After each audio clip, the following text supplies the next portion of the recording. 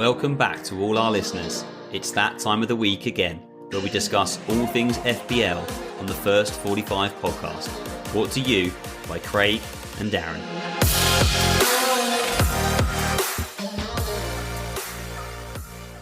Hello everyone, you're listening to the First 45 podcast. Join with me as always, Craig and Daz. How are you both? Yeah, all good this end, mate, thank you. Very excited for the Masters. Undoubtedly my favourite sporting event of the year. Brilliant, isn't it? Yeah, love it. It's brilliant. It's up there for me, right up there. Right up there with the big football tournaments, I have to say.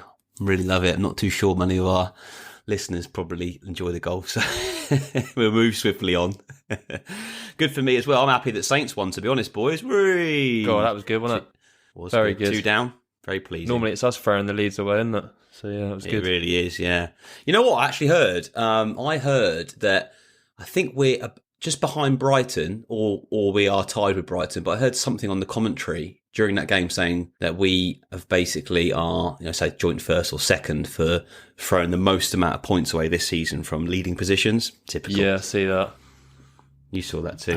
That's a trait that we've had for the last probably 4 or 5 years. I was about to say, Joe, it seems to pop up every year that little stat, doesn't it? Yeah, stuck with us. I think we've had that since Puel, haven't we? Like we've had Puel since Marion Bars, I think.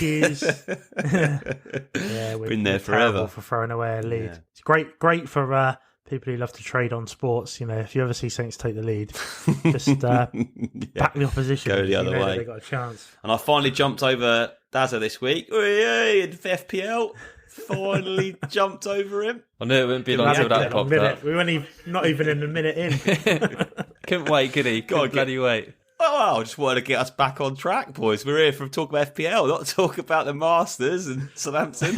Here we go. Talk about our mini league then, shall we? Yeah, absolutely. It's tight between us three, isn't it, in the main mini league that we've got for prizes. Yeah, it's looking good, mate. And I think you're looking in prime position at the moment with your extra chip in hand that me and Darren don't have. Yeah. Fingers crossed. Right, do you want to tell us how you got on in game week 30, lads? And Craig, perhaps you want to kick us off? Yeah, sure. So I transferred in Alonso for Dunk. It was the move on paper, having the wildcard for this week. So I just want to try something. I liked the fixture. Couldn't believe it. I just could not believe that he didn't get more points. He hit the bar a couple of times, obviously with the deflection in there as well. He squared it across for Werner, which, to be honest, I thought he would have just buried it. But, he did the sensible thing, squaring it to Mount, and then obviously nicking the assist away from Alonso. But yeah, I expect a bit more there, but that was good. It was fun. And a captain's Kane, so I'm happy with that. 26 points, 69 points total, a rank rise from 42k to 31k, so 9k rise. So happy, trending in the right direction. Very nice. How about you, Daz? Pretty average week again for me, mate. 58 points, 35k to 36k, so kind of a greyish red arrow. And I suppose most disappointingly jumped by FPL editor in the old mini league. Yeah, even I had you for a second there on live FPL. Yeah, well, we're kind of all in the same boat. We're chasing the leader, aren't we? So I did take a couple of little punts this week. I brought in Pulisic as a kind of a free transfer before the wild card, and it was looking pretty good. He scored an early goal, and then of course Silva got sent off and he got pulled at half time. So 6 points nonetheless, I guess. And I went Bruno captain. There was a lot of talk about Kane. I knew Kane would be the most heavily captained player. I thought I'd go a little bit. I saw an opportunity there. I thought Bruno home to Brighton. I thought that was a really good shout. I genuinely thought he was a great captain option, and it turned out being a bit of a differential, but unfortunately just wasn't to be. 10 points compared to Kane 26, right? Yeah, a little bit of a swing. It looks massive. I mean, it's 8 points, but I guess 8 points at this stage of the season is quite big, to be honest. That and that position, you've gone, like you said, from 35k to 36k. You probably would have had maybe a tiny green arrow, wouldn't you? You probably would have gone from 35 to maybe 32, 31 or something like that. Yeah, I would have stayed above you, that's for sure. How many points is in it there? I actually don't know. I think it's like 5 or 6, Joey. Can you confirm? Is it? Yeah, something like that. I think I'm 9 off you, Craig. And I think Darren is maybe 4 off you, because I think I'm 5 behind Darren. It's tight, boys, isn't it? Very tight. Nothing in it, yeah. I mean, I was actually quite surprised that I was, in our mini league, I was one of the only players in the top 10 that had Salah last week. Wow. I thought I would go early on him. I took Bale out, went Salah. Very few people had him. He did more than Bruno, I think, if I recall rightly, but not enough to really, move the needle too much, unfortunately, considering Kane did the business and I was on Bruno captain as well. But I've got a feeling that Salah's probably going to find his way back into many people's sides. Yeah, so, for sure. Yeah, it's going to be a case of people working him in. Well, should we move on to that? Because I think from the pair of you, from earlier conversations we've had offline, the wildcards are active. So, as is probably going to be the case with many of our listeners, they're going to be thinking about wildcards. Perhaps we could start off by talking about what teams you're looking at there for your wildcards and assets that might be, worth a punt or worth a look at for the game weeks ahead. Craig, do you want to kick things off on that front, mate? Of course, Joe, yeah. Well, I'm looking at trying to have sort of 3 Spurs assets for the double. I'm still contemplating that play. I mean, I've looked at it with just 2. I've looked at it even perhaps with just Kane, which obviously would remove Son. I think he's the standout second choice there. But I'm leaning towards that aggressive play, having the 3 players. I'm not full of confidence in terms of what I'm going to get from the Spurs boys, if I'm honest. I just feel that, with Jose at the helm, you just don't really know what you're going to get. And I don't think that they're the easiest fixtures. I mean, away at Everton, home to Southampton, on paper, we probably see, a green and a sort of grey rating, perhaps on the FPL FDRs. But I think that's quite difficult. I think, Ancelotti will probably make a bit of a test of it for them. And, Saints have looked a little bit resurgent. So who knows? But I'm likely to play aggressive. If I did, it would actually mean that I wouldn't have Salah on wildcard, but I would plan for him. So, I wouldn't basically complete the wild card and not have the cash in hand. He would come in game week 33, but he's playing Villa at home and then Leeds away, and I'm expecting goals in both. So it's like, well, look, do I think basically, because I can do it immediately, it's basically Salah or Son, and it'll be Son at home to Man United, which I still think Son could get something there. He got a goal against City, didn't he, earlier in the season? So I feel like, there could be something from that. And then you've also got then the Everton and Southampton game. So I've got 3 games there for Salah's too, but just feel like Salah could explode in one of them against Villa and Leeds. But again, 2 teams that are playing quite well, aren't they? Villa and Leeds. So you just don't really know what you're going to get. And then I guess I'm actually now looking to change tact a little bit. So the original plan for me was wildcard now, and then actually, real load up. So if I actually, and this is why I'm double sort of checking in my mind, do I want the 3 Spurs lads? Because the original play was, absolutely, 3 Spurs lads, 3 City. There's 6 players there that aren't playing in game week 33, so I can free hit, no problem. And again, of course, there is only 3 bench spots, so I would have had maybe 2 or 3 players that weren't playing, and only had a squad of maybe 9. So the free hit would have been handy. But actually, I was like, well, why do I want to do that when there may be another double game week on the horizon? So I'm now trying to put a team together so that I don't have to free hit in 33. Which means perhaps I don't have as many luxuries. Like I said, I can't have the 3 City, 3 Spurs.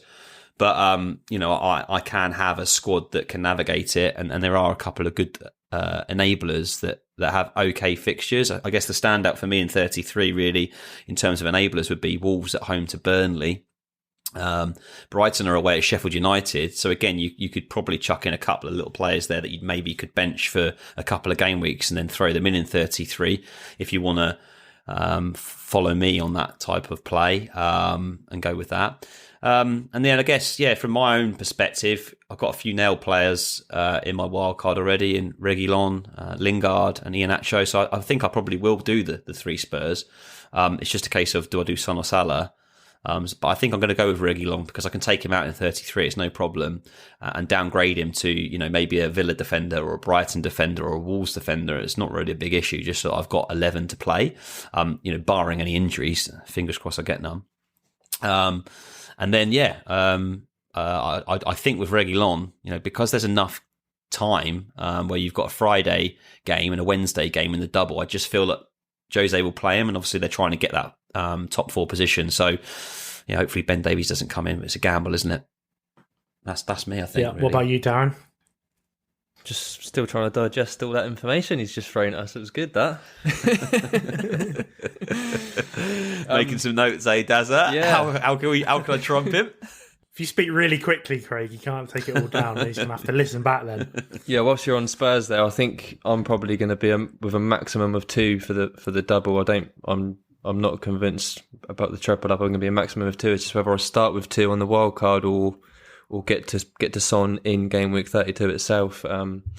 Elsewhere, Liverpool and Leicester are teams I'm certainly going to be targeting. Both will be looking for strong finishes in the Premier League. I don't see much rotation there. Both really good fixtures. So yeah, Liverpool probably 3 from Liverpool and most probably 2 at least from Leicester. Absolutely love the look of Wolves' fixtures. Just looking at their fixtures now. So they've got West Ham, Fulham, Sheffield United, Burnley, West Brom and Brighton in their next 6. I mean, that is just... It's plum, isn't it? So plum, yeah. I mean, like I say, imagine if Jimenez was an option. Jimenez would be nailed, wouldn't he? It's just a shame they haven't got a striker. Like I say, I love the look of the fixtures, but unfortunately don't particularly love the look of the way they're playing, particularly from an attacking point of view. I mean, possibly Neto at 5.7, 5.8. I think standout, isn't he? He's the standout in attack. Yeah, and possibly Cody definitely on my radar at 4.8. Cool. Just before we move on to the next question, perhaps you can give me very, very quick views on it. You touched upon Liverpool there, Dan. Obviously, they just lost their first leg in the Champions League.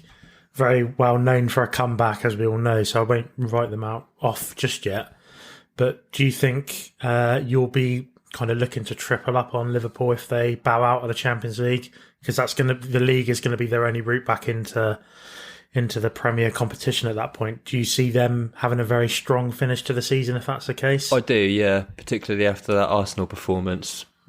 They were kind of back to their best almost there. That was really good. And Real Madrid, fantastic in midweek. But Liverpool, they brought a little bit to the party as well there. So I think they're going to have a strong finish to the season. And actually, regardless of whether they're knocked out or not, I'm probably going to end up with 3 Liverpool in my squad.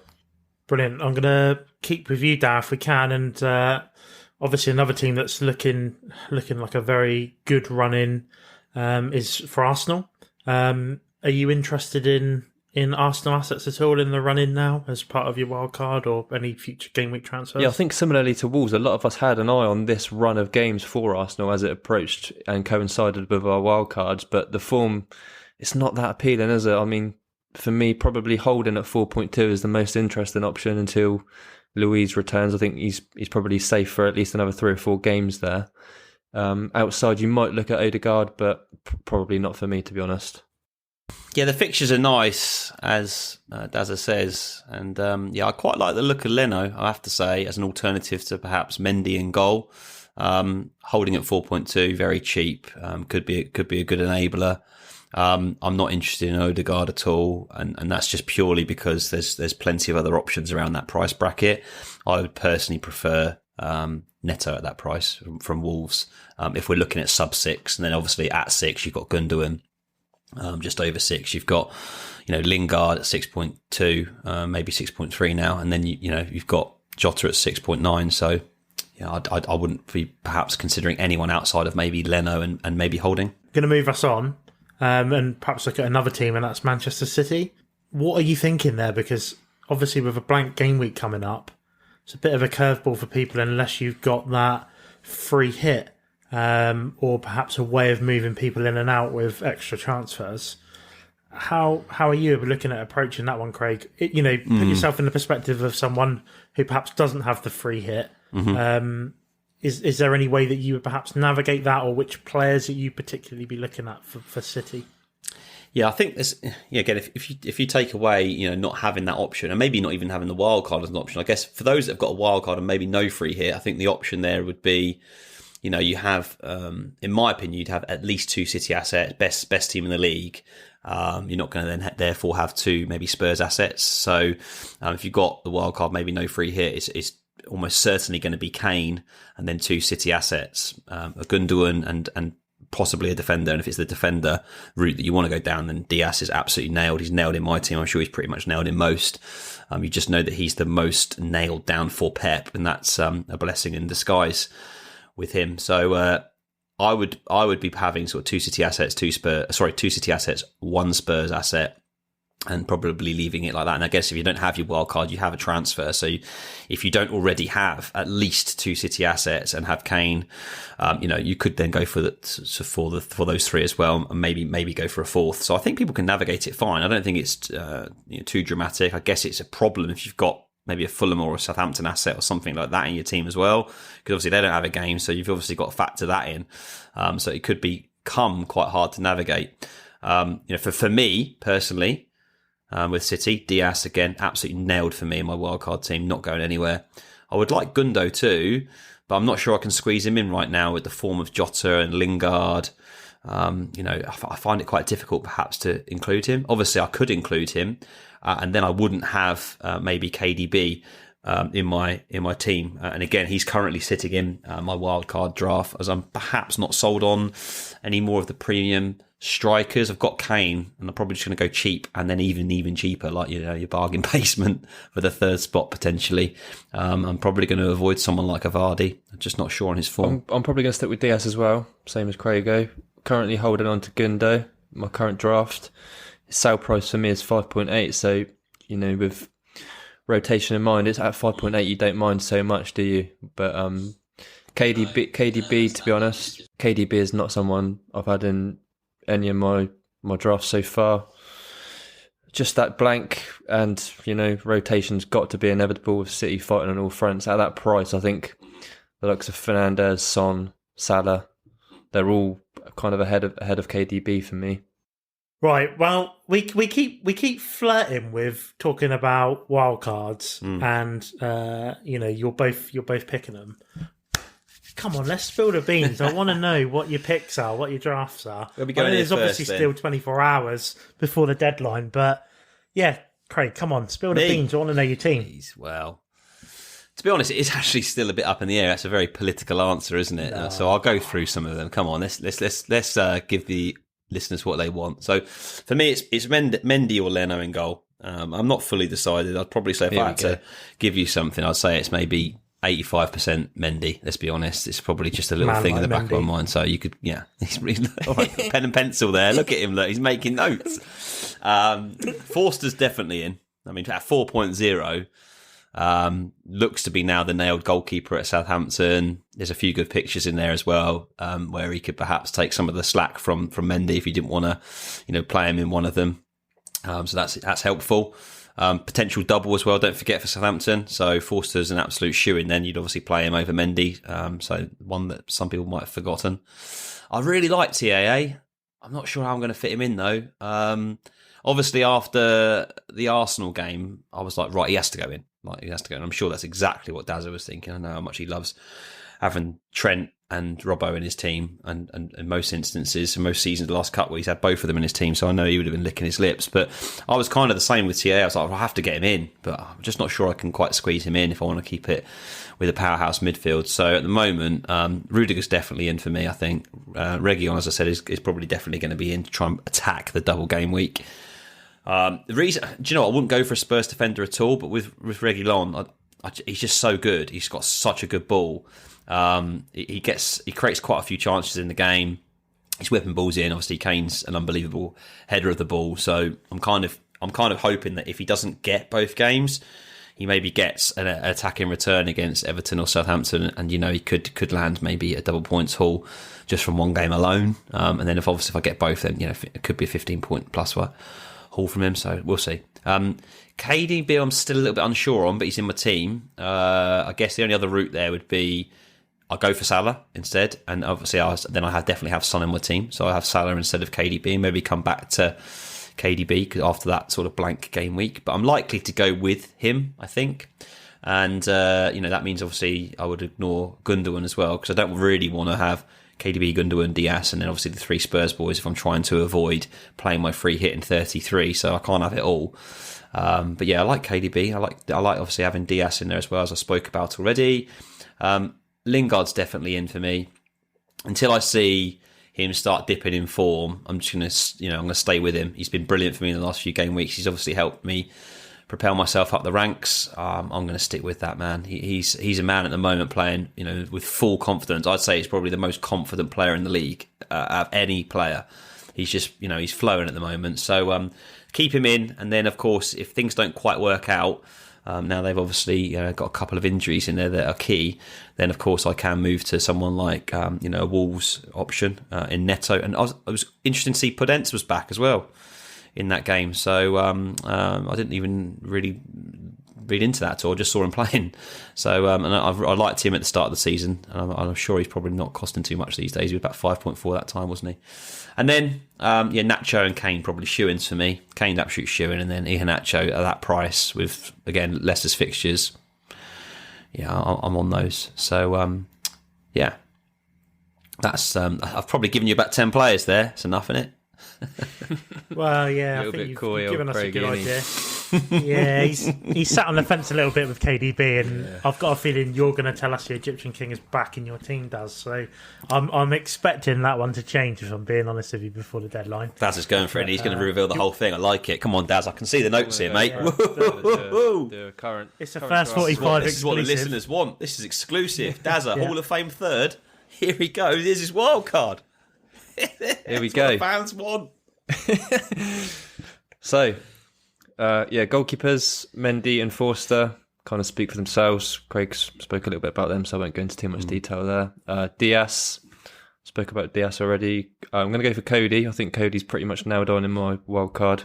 Fixtures are too good to turn down, and some decent underlying stats there as well. 3 big chances in his last 3, which is as many or more than any other defender, so bodes well. Holden and Nat Phillips, 4.2 and 4 million respectively, so good enablers there, both playing at the moment. And at the moment I've got Konsa in there. That could quite easily become Rudiger. The reason I've gone for Konsa, and it might raise a few eyebrows, is I was kind of playing around with my team over the next few weeks, and Rudiger doesn't actually really fit into many of my starting 11. So at the moment I've got Konsa in there with the Villa extra fixture sort of in mind. I'm going to keep him up my sleeve potentially. I'm hoping there might be another double there at some point. Midfield, Mo Salah, the Egyptian King, back in. Likely to be my captain this week. I've got Jota, Gundogan. As I said earlier, I could sell Gunday for 5.8, but at that price, I'm happy to keep him in. Lingard, the form midfielder probably at the moment, and as Craig says, until that changes, he's going to be in my squad for a long time, I think, because the fixtures towards the end of the season are fantastic as well. And I've got Son in. I've kind of come to the conclusion that the double in 32 makes Son essential, and it's given me a little bit of a headache really, because my original plan was to have Trent Alexander-Arnold in my defence, a player I'd really like to have for Phillips, and then navigate Son in for Salah. So keep Son in 32 and then back to Salah in 33. But I really don't like booking in transfers because there's always other problems to deal with, injuries, another player coming into form. So to kind of bank on Salah out and then Salah back in is 2 transfers I could probably do with, I think. And then moving on to forwards, I've gone for Harry Kane, again essential for the double game week, and currently on a Leicester double up with Iheanacho and the talisman Jamie Vardy. The next 5 matches really are standout for Leicester. Looking at West Ham, West Brom, Palace, Southampton and Newcastle. So yeah, I'm going to double up there. I'm hoping that could be a good differential with Vardy and Iheanacho. Wow, that is a world exclusive there. And I can't imagine there's many teams that are going to have double Leicester attack. That's nice. From a wild card. I like it though, Daz. You've always been like that. You do play good. a bit different, and you like to have a little gamble on a few things. Most notably the Robertson and Trent Alexander-Arnold double up, which has served you very well over the last couple of seasons. So yeah, you've gone for the new double up, the boys in blue. That's right. Vardy and Iheanacho. I have noticed though, Daz, I got to call you up on this because I saw these notes in our Google Docs about 3 or 4 hours ago, and I did see Trent in there, no Son. So he's had a little play around, didn't he? Yeah, no, that's kind of what I was saying. I wanted what you just said, though. Yeah, I wanted Son in for Salah and then enable me to have Trent, but that was with Neto instead of Son. But I think I'm just going to go straight in with Sonny. Makes a lot of sense. I can't wait to see Craig's team with Trent in it now on the deadline. I saw Trent. And then you move him in, Daz. In and out. Yeah, no. To be honest, if I'm honest, I really don't think I'm going to go there. Not with Nat Phillips being that price, 4.0. Again, you get a bit of Liverpool coverage. There's just no other sort of real cheap enablers that really blow you away. And to have one from the champions of England. To be honest, I mean, I think Trent is, for me, he's probably going to end up from now until the end of the season the highest scoring defender actually. But with that double game week there, with that double for Spurs, you just can't get them all in, can you? And I think you do need Son and Kane, so something's got to give. I think I completely agree with that. Like, that's probably, I'm even confirming things up in my mind. Like, do I do Son? Do I do Salah? Because I can wait for Salah. I could wait for Salah. I could even have Salah in instead of KDB. So I got a little bit more thinking to do. But I think you're right, Daz. I think the Son and Kane play is almost essential. Again, don't like to talk too much of effective ownership and all that type of stuff. Play your own game. But with those fixtures, the double and the fact that they'll be heavily owned, I mean, like you said. I mean, at this point of the season as well, right? Before we move on, you think that actually not having them is as much of a gamble now as having a differential. Yeah, agreed. When you get to that stage, so you might want to swerve them if you're willing to take a gamble on.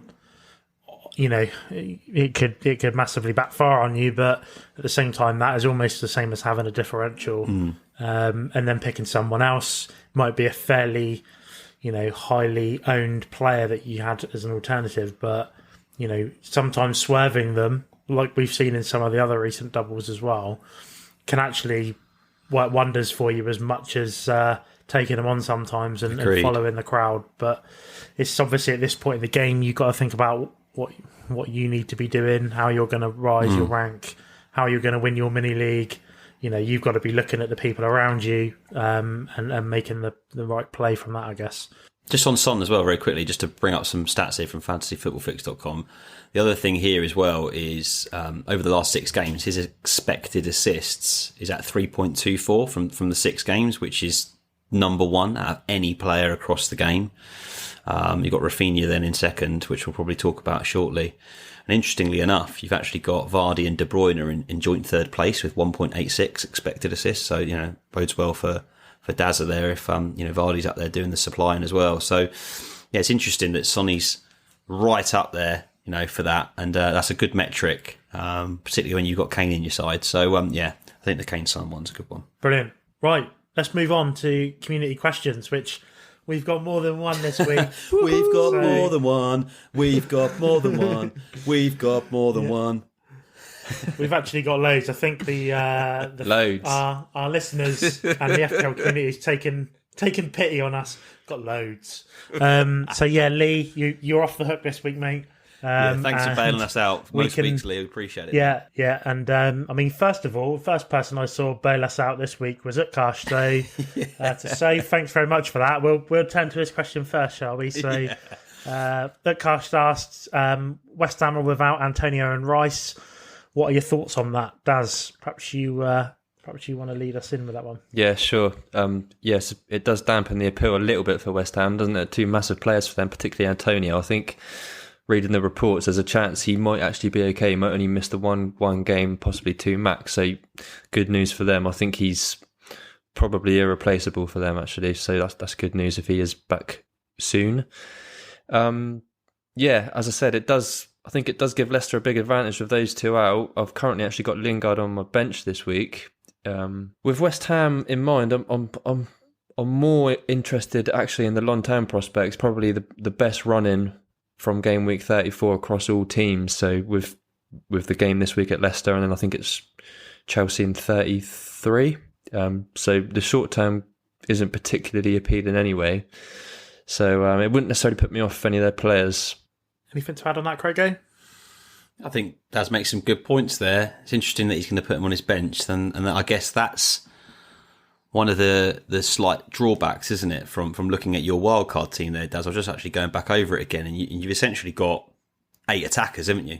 And 8 good options, should I say, in the attacking third, where you've got 5 decent midfielders, 3 pretty decent forwards as well. Well, very decent with Vardy's pedigree, etc. So it does mean that you're going to have a bit of a benching headache, and I'm hopefully going to try and avoid that if I can.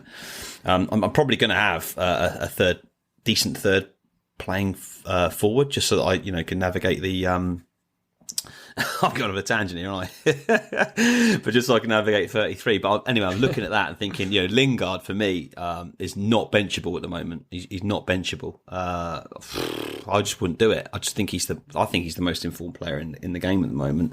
But you're going to have a headache. I mean, again, you're basically going to say I'm going to play Iheanacho and Vardy, aren't you? Basically, yeah, exactly. That, yeah. And I'll probably bench my third forward, right? And I'll be comfortable with it. So let's just say it's Bamford. He's playing City away. Well, I'm okay with that. Bamford could get a goal, but I'm okay with it. And so he's writing it down. He's got another one. Joe, I know what you're like, Mr. Statman. There's another one. If it's Bamford. If.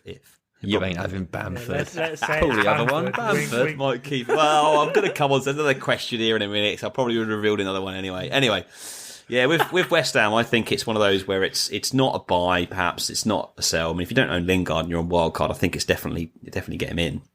If you're not on Wildcard, then I don't think you need to pull up any trees just now, because again, Leicester, a tough fixture, and of course we don't know really what's going to happen with Antonio out. He's a big player as we've talked about, but as Daz said, he might actually be okay. So fingers crossed he is, and then all aboard the Lingard train. But yeah, that would be my 2 pence. Cool.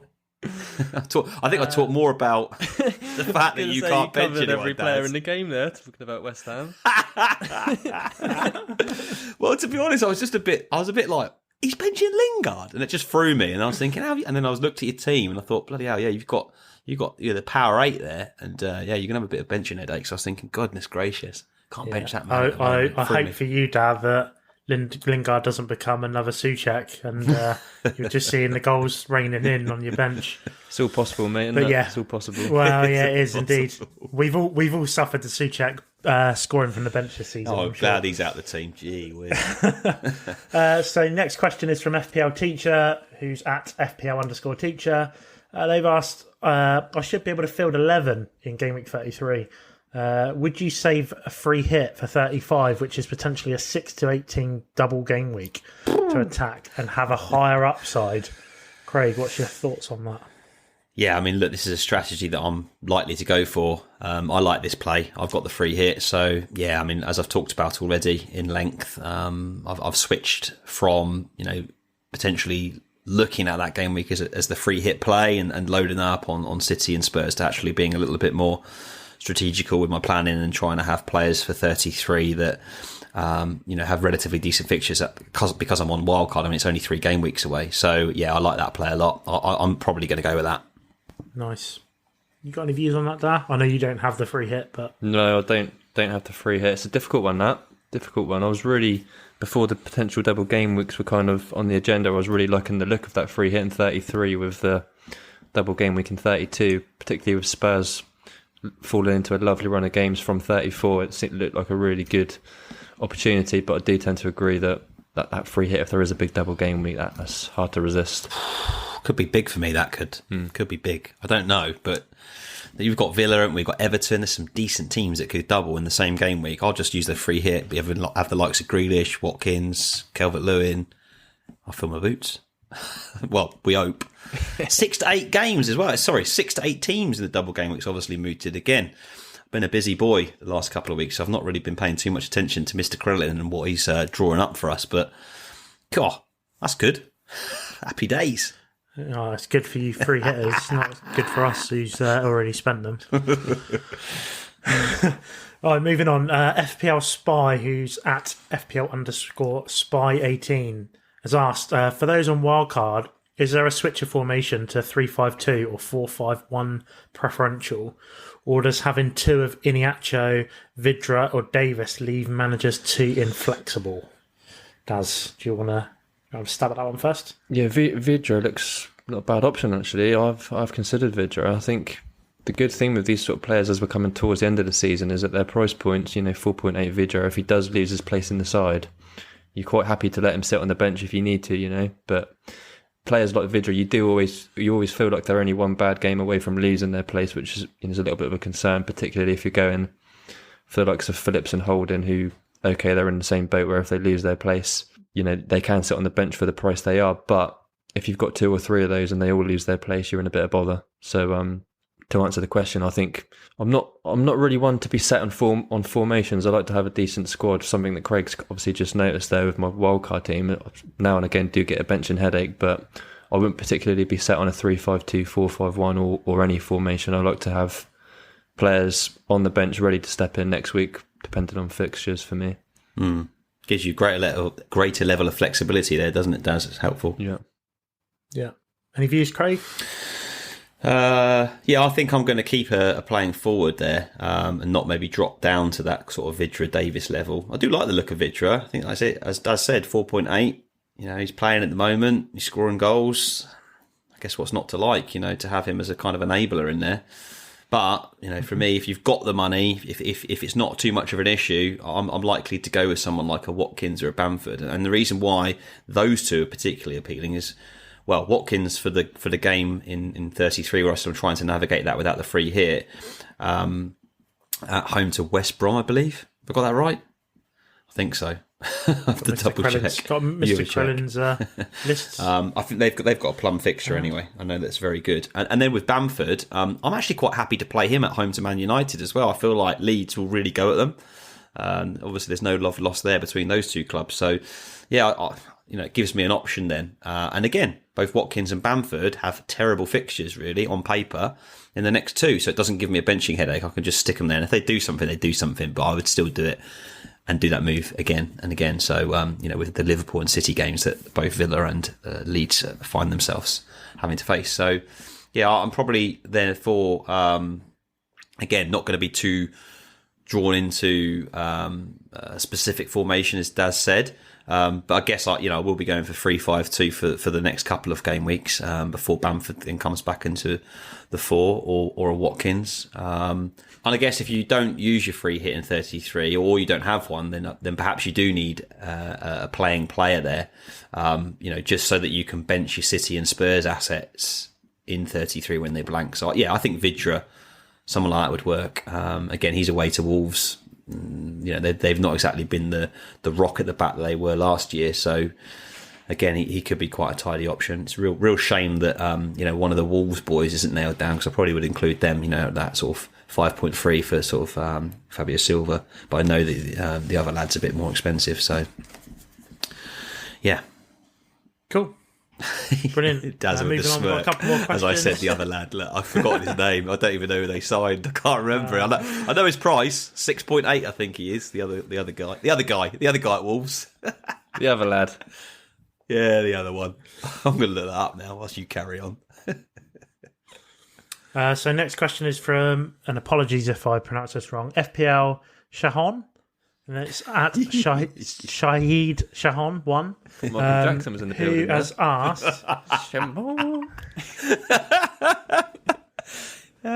who's the better pick, Rudiger or Christensen? Rudiger on his last 5 starts has scored 27 points. Christensen has scored 36 points. Bonus point system, Christensen's already out-pegging him. Same on bonus points as well. Craig, do you want to go first? Yeah, no problem, mate. I think, on that, it's a good question, actually. I looked at this earlier and I thought, God, surprising, actually. I didn't think that our old Christensen would have been perhaps, the one to lead the BPS score and actually have, 5 additional bonus points in that time frame to Rudiger. So it's a little bit of a surprise. And of course, he's got another 9 points on top of Rudiger as well in that time frame, the last 5. So, would I look at him? I still think Rudiger's Tuchel's boy. I think he's the fave. So, if it was to go anywhere, I probably would still stick with Rudiger. Maybe there's a case to double up, and maybe there's a case to go maybe Leno over Mendy. Again, if you're a little bit tight for money on Wildcard and you need, a little bit to save, then what you could do is you could obviously have Leno instead of Mendy, save 0.2, and then obviously, you've got 2 defenders there in Rudiger and Christensen that are both 4.7 million, so very cheap. It's one of those where you could move things around, but again, in all honesty, I don't think I would take the gamble because I'm just not too sure if Christensen is nailed or not. But I feel like Rudiger is. I know he had a little bit of an upset I think there was a bit of a training ground Barney with Arizabilaga, but yeah, I think that will all be brushed under the carpet now. Rudiger will be the sort of first choice centre back. Little gossip queen here, look. That's what I heard. Not from the ball boy. Yeah, I think it was pretty well documented, that one. Yeah, Daz. Yeah, he showed his head up his arse, doesn't he? I honestly didn't see that one. Oh dear. Any other views on that, Darren? Before No. we go to the last question? No, nothing, mate. I agree. Rudiger for me. Moving on. Rudiger. Yeah, Rudiger for me. I just feel like he's more assured of minutes, to be honest. So yeah, I'd probably still go Rudiger. Cool. Okay, last question is from FPL Lord Hand, who's at Albano Carvajal. They've asked, is it really time to get rid of Bamfania? So that's Rafinha and Bamford. A lot of us bought them quite cheap, and I can see everyone jumping back on them in a few weeks' time. What, you got any views on that one, Dazman, before we move on? Yeah, I think for me, I think it is time to move them on. City, Liverpool, and United in the next 3. So I think it's time to spice things up a little, get a few new players in. As Albano says, potentially we could be looking to get them back in towards the end of the season. Yeah, you've got Burnley, Southampton, and West Brom last 3 games to lead. Yeah, exactly that. So agreed, we might be looking back to them, but he mentions value there. I think at this stage of the season we can kind of forget about value. I think it's becoming less and less important as the weeks go on. So yeah, in my opinion, time to move them on and then definitely get them back in for that run of games towards the end. Yeah, very interesting question. Rafinha's gone from my team. I had a little bit of value tied up there. You know, what is he now? 5.7 million. My sell value was 5.5 million, so I've lost, a couple of digits. But as Daz said, value really isn't important at this stage of the season. Not if you're not going to have them. I most certainly wasn't going to keep Rafinha with the plethora of midfield options that they're coming to the fore. Like, obviously Lingard already own, but Jota and even Neto as well, with Wolves' good fixtures. There's some really good options there where you can capitalise upon, rather than sticking with, say, someone like Rafinha who has a tough couple of fixtures. However, that said, as I've talked about already, it will be a Bamford or probably a Watkins for me. I'm leaning more towards the Bamford route. So, I'm happy to just bench him for a couple of game weeks. Play a 3-5-2, Iheanacho, Kane, Bamford on the bench for 2 game weeks, and then for 33, I've got someone that's I'd actually feel more confident in obviously playing him over, say, a Welbeck away at Sheffield United for 5.5 million or a Vidra 4.8 away at Wolves. If I'm going to put in just some kind of like enabler, I feel like I'm likely to get more out of Bamford at home to Man United potentially than, one of those other guys, because, he's nailed. He's one of the talismen for Leeds. So, yeah, I haven't just quite jumped ship just yet. I might keep hold of Bamford. For me as well, I can move Bamford in and out of my wildcard squad at this point, because I bought him. I sold him, a few game weeks back for Calvert-Lewin when I tried to move the switch across, and then it didn't really work out. But I've now got it's 6.7 million, so I can move him in and out. I've not got a load of money tied up, which is pretty fortunate. Okay then, Craigo, time to move on to our favourite part of the pod, the 4-side charity comp, where, as the regular listeners will know, me and you take each other on every week, as well as a member of the community, and the loser between us will be paying £100 to Mind charity, so it's a good cause. And if the community beat us, it's an extra 50 quid each. So lots to play for, mate. Who are we up against? There is. Yeah, this week we are up against the long-standing member of the FPL community, at FPL Hints, he goes by on Twitter. He's been on Twitter for a long time, close to a decade.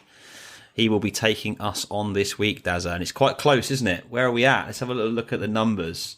So, Daz, you're on 241 points since we started the pod and started this competition. Very good, my friend. Then the community is second with 235 points, and I'm on 226 points. So I brought back about 7 points, I think, last week. I was about 22 behind you, and now it's down to 15 points only, Daz. It's close. Not much, mate. Absolutely abysmal week for me last week. I doubled up on the old Chelsea defence. They got hammered by West Brom. Unbelievable. He did, 8 points total across 4 players. So we move on. Yeah, 8 points. That's not good, is it, across the 4 players? Wow. Yeah, not good. All to play for, as we said. So let's get cracking then. Let's have a little look at the team. Roll the tape.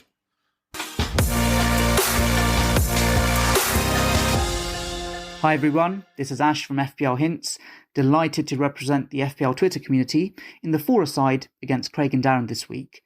Interesting fact about myself that you may not know, I've more or less neglected my FPL team this season in favour of running and keeping fit, and let's just say that my FPL team has taken care of itself.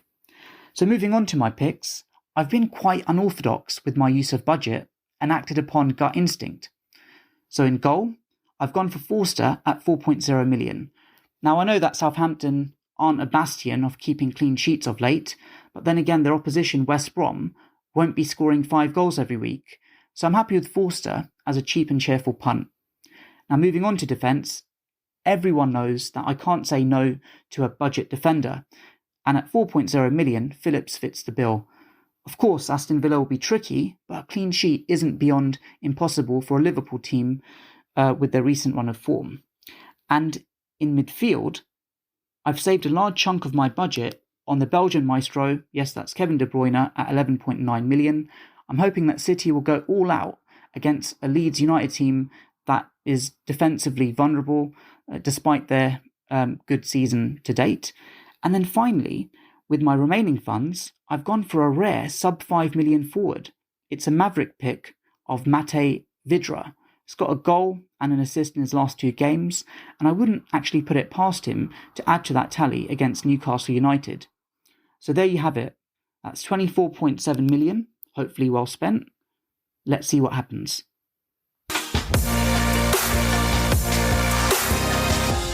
FPL Hints team there. What are your first thoughts, guys? He is back, the host. I'm back. I'm hoping that you've just explained that I, managed to claw back some of the deficit against you, Dow, whilst I was No, I missed that part, mate. Sorry.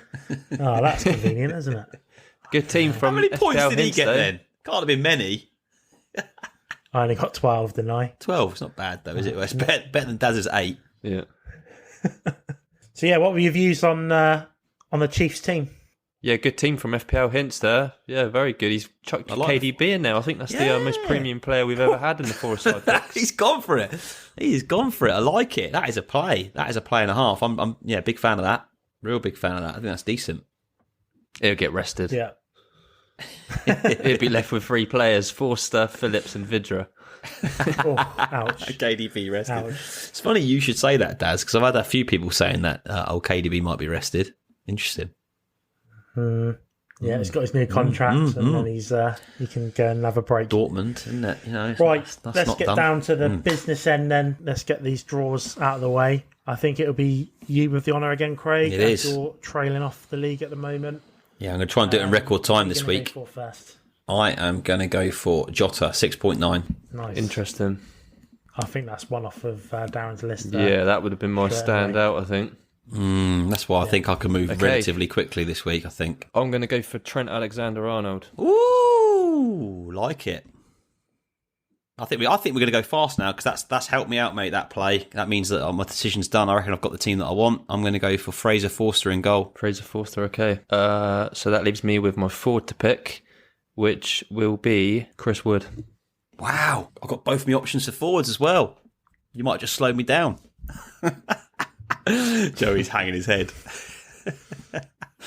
So basically, my 2 forwards, as you've now picked, and we can just pick everything. I'll pick my forward and I'll pick my defender, mate, because we're done, aren't we? So I've got Jesus down at 9.2 and Ings 8.4. Oof, not too sure where to go now. I thought you might have picked one of those, Dazza. Surprised, to be honest. I'm going to go for